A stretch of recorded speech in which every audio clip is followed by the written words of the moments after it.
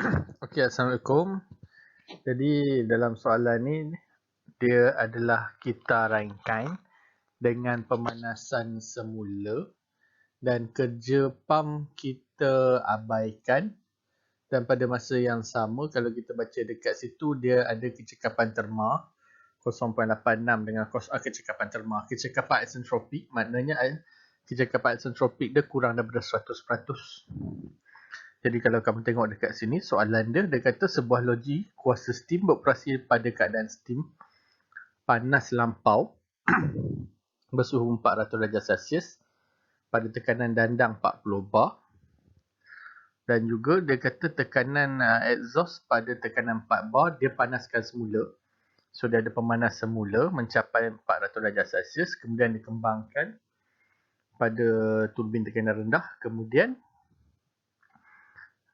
dia punya turbin dia keluar pada suhu tekanan 0.045 turbin tekanan rendah tersebut. Jadi dia ada kecekapan isentropik untuk turbin tekanan tinggi sama dengan 0.86 dan satu turbin tekanan rendah adalah sama dengan 0.82. Jadi soalan-soalan dia lakarkan gambar yang kita rangkai per kilogram ni dia adalah lebih besar daripada nilai Hg pada 4 bar iaitu 2739. Jadi kita boleh katakan dekat sini nilai H2 dot ataupun nilai H yang sebenar dia terletak di kawasan steam panas lampau. Okey, kita teruskan lagi. Kita tentukan berapa nilai yang kita boleh tentukan kat sini. Salah satu dia kita kata steam exhaust turbin tekanan tinggi adalah dalam keadaan panas lampau. Kemudian haba yang dibekalkan di dalam sistem. So haba yang dibekalkan dalam sistem dekat sini kita ada dua bahagian lah. Satu adalah disebabkan oleh haba yang dibekalkan pada dandang. So dekat sini kawasan ni adalah disebabkan habanya dibekalkan oleh dandang.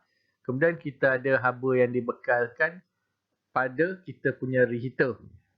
So dalam kes ni kita akan kira kedua-dua nilai itulah. H yang pertama pada dandang H1 tolak dengan H6 itu adalah kerja haba yang dibekalkan pada dandang. Kemudian untuk haba yang dibekalkan pada reheater adalah sama dengan H3 tolak dengan H2 dot. Masukkan nilai sebab kita dah ada semua nilai yang kita perlukan kat situ. So masukkan nilai H5 tu kita dah tahu sama dengan H6. Jadi 3214 tolak 130. Tambahkan dengan H3 kita dapat 3274. Kemudian H2 tadi yang kita dapat tadilah H2 dot iaitu 2760. So apabila kita kira kita akan dapat Q bekal adalah sama dengan 3598 kJ per kilogram. Okey, untuk seterusnya kerja keluaran turbin.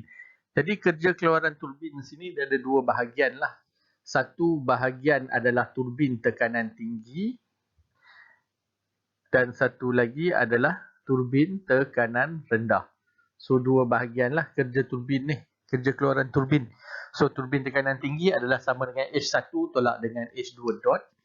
Untuk turbin tekanan rendah, yang ni turbin tekanan tinggi, so turbin tekanan rendah adalah sama dengan H3 tolak H4 dot.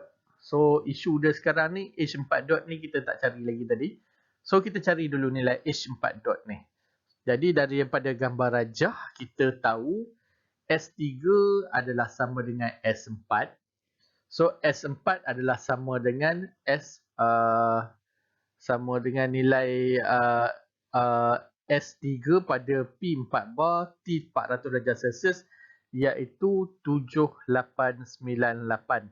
So dekat sini nilai dia sama juga. Dekat sini nilai dia adalah 7898 juga. Kita buat macam yang sebelum ni untuk cari dua dot tu.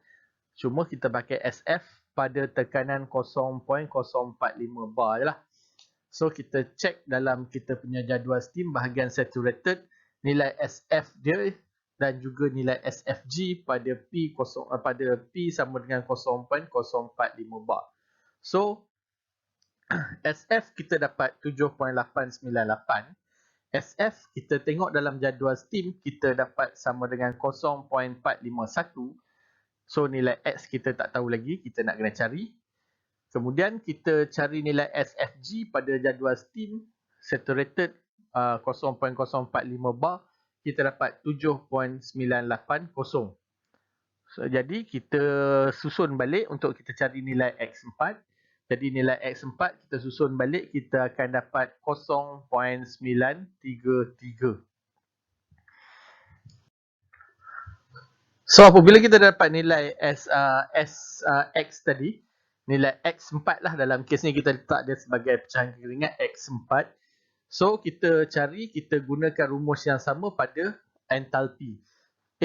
Iaitu H4 adalah sama dengan HF tambahkan dengan X4 HFG pada P sama dengan 0.045 bar dalam keadaan steam basah. Jadi tengok dalam jadual steam, tengok bahagian saturated, tekanan 0.045 bar, masukkan nilai HF. Jadi nilai HF ni sama dengan H5 sebenarnya. Dah ada dah 130, kita masukkan. Nilai X4 tadi kita dah dapat daripada yang kita buat tadi, pecahan kekeringan 0.933. Dan kemudian SFG tengok dalam jadual steam pada 0.045 bar, kita dapat 2428. So kita dapat nilai HF adalah sama dengan 2395 kilojoule per kilogram. So itu baru dapat H4. Yang kita nak pakai sekarang ialah H4 dot. So untuk dapatkan H4 dot, kita masukkan kecekapan isentropik adalah sama dengan kecekapan actual bahagikan kecekapan lah. Kerja actual bahagikan dengan kerja isentropik. Jadi masukkan nilai kecekapan isentropik tadi 0.82, masukkan nilai H3 iaitu 3274. Kita nak cari H4. Kemudian kita masukkan yang H3 bawah tu 3274, tolakkan dengan H4 yang kita dah dapat ni 2395.